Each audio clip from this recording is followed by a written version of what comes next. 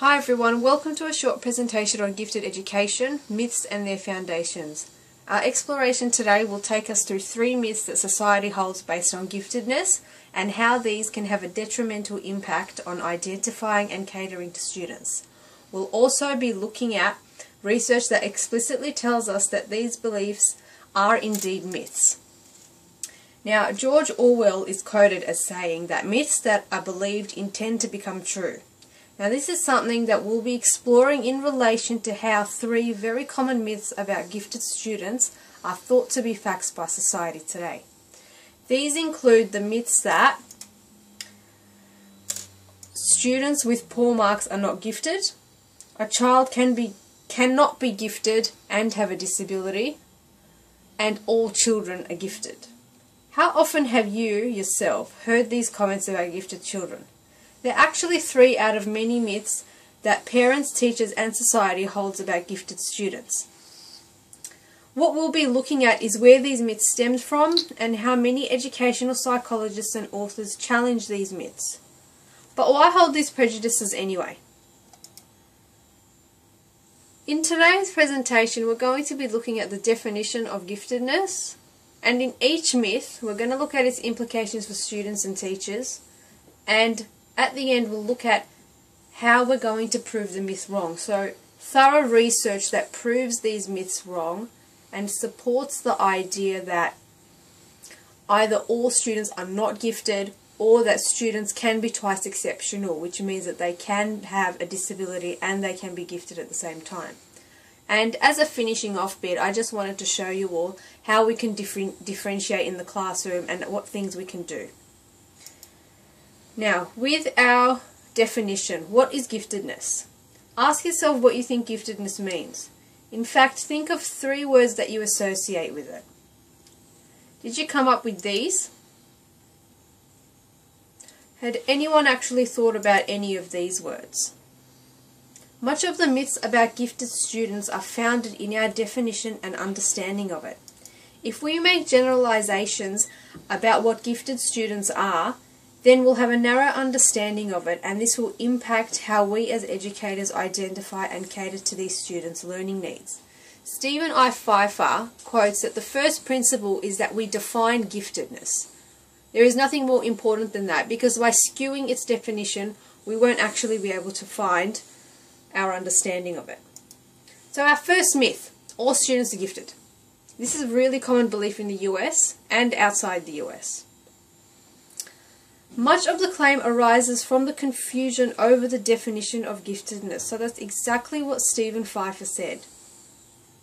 Many people actually confuse giftedness with an ability to do well in a subject area. And sure, most people are good at least one subject, but this doesn't mean they're gifted. For example, a student may be good at geography, but this doesn't mean they're gifted in geography. This is because students who are gifted lie in a specific range of IQ scores that Mirica M. Gross has actually published for us. Now you can see that there's mildly to profoundly gifted, and just think about IQ scores in your classroom. If you gave an IQ test to every child that you teach, as a minimum IQ range in giftedness, would all of them at least get a 115?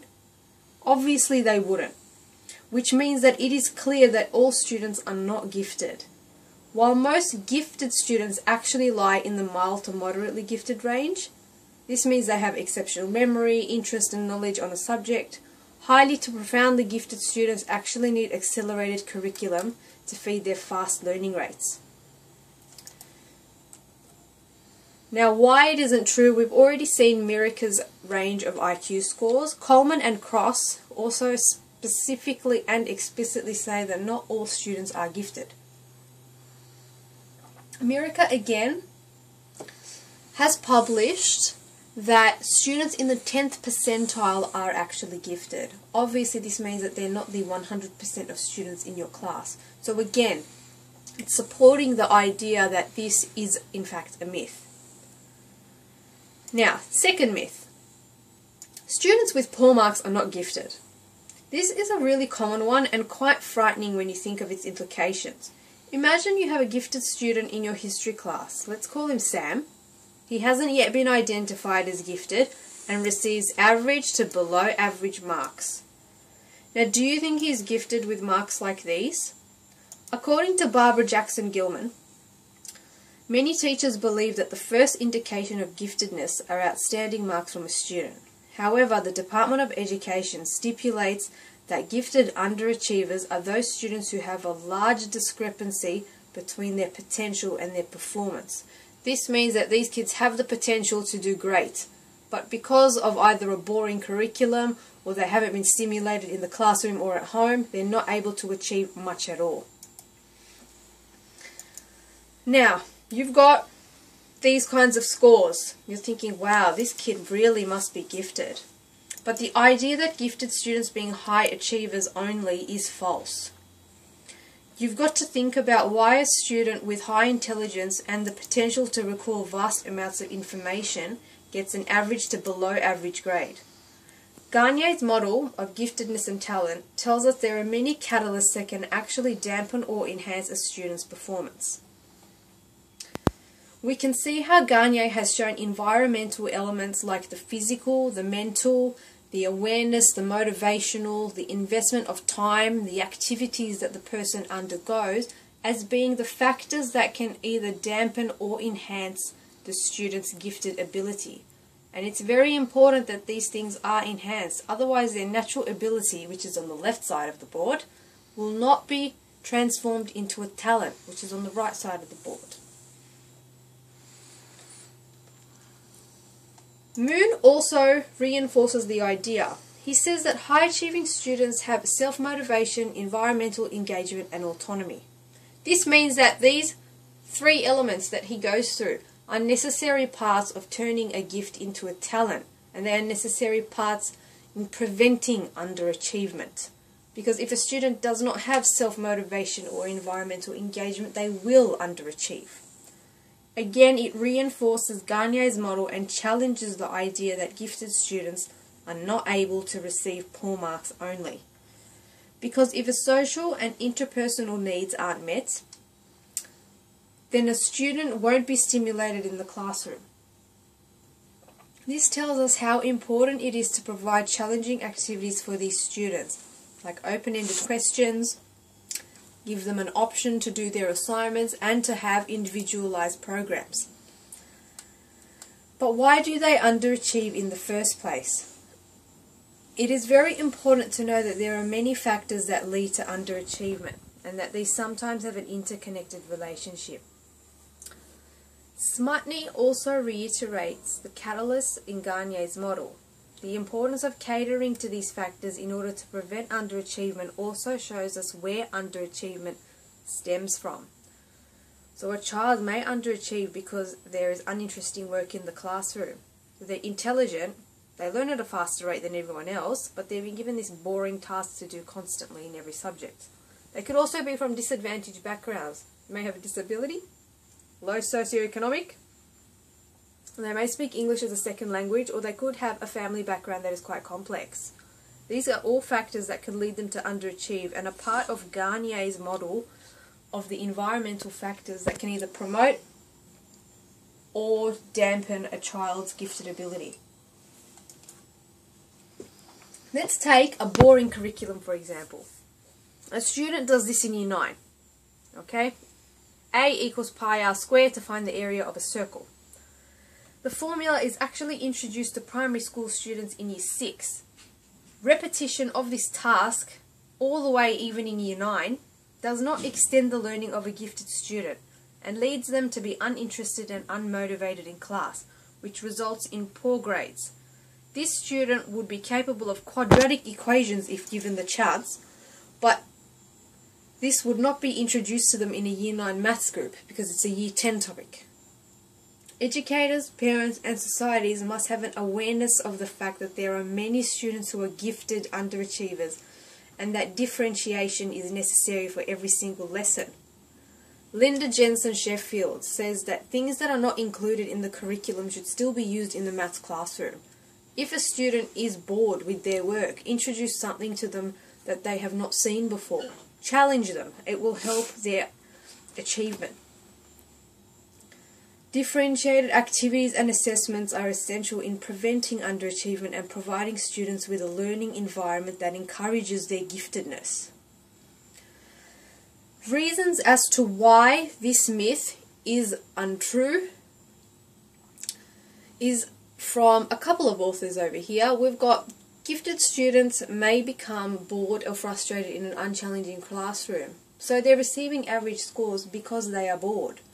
And also, they will decide that they want to do the minimum of work because they're discouraged. So a constant cycle of being bored in the classroom and not being challenged results in doing the bare minimum and getting average to below average scores.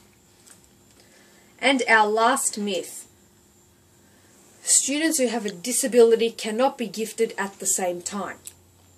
This myth is actually referring to twice exceptional students. Twice exceptional students are those who have a disability. If a student in your class has a disability and is also gifted, then both of their needs must be met in the classroom. Otherwise, you are again not providing them with a proper curriculum. As a case study, the issue in the education of twice exceptional students is regards to recognition. What exactly is recognized? Is it the disability or the giftedness?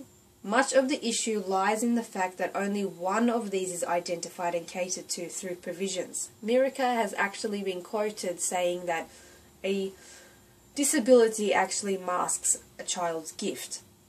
Now, a study by Gilman, Loverkey and Kearney highlighted that students' eligibility for disability provisions actually contributes to a lack of identification in twice exceptional students.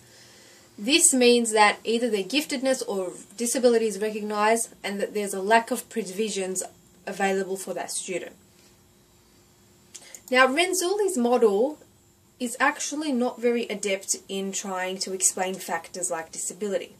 Above average abilities need to be fostered along with provisions for disabilities.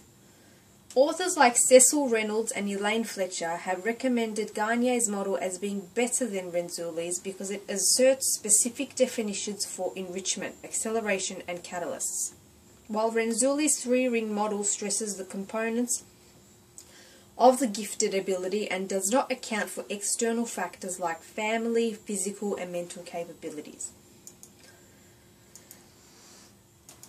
And why it isn't true. We have Susan K. Johnson and James Kendrick, who claim that gifted students can have learning disabilities. Their disabilities may be masked by average achievement. So it's linking back to the underachievement as well. And that some gifted children may be learning disabled and have dyslexia and even ADHD. So again, it acknowledges the fact that a gifted student could have a learning disability. They could be physically disabled as well. And lastly, a student's academic needs cannot be determined without a comprehensive evaluation of a student's academic ability. This means that you have to assess and continuously reassess a student's performance so that their needs are met. Now, the implications of myths 2 and 3.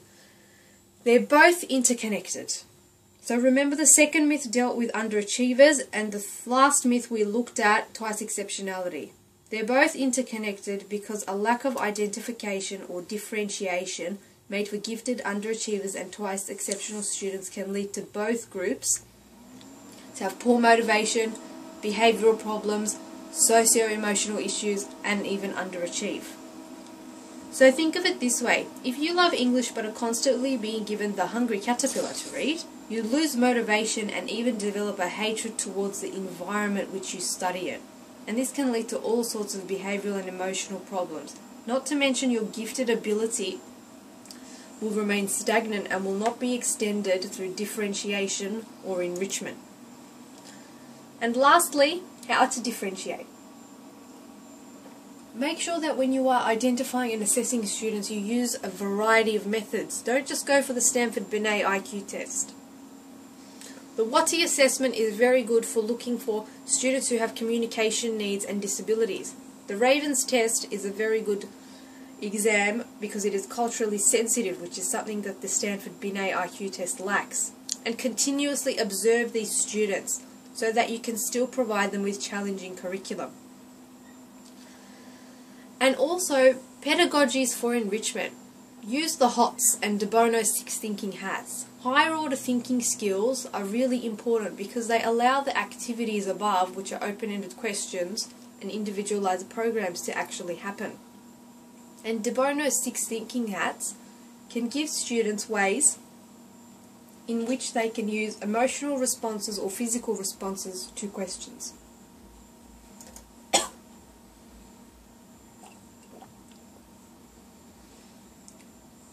And here are a list of references I used and that you might find useful when scaffolding lessons for gifted students in your classrooms as well. Thank you.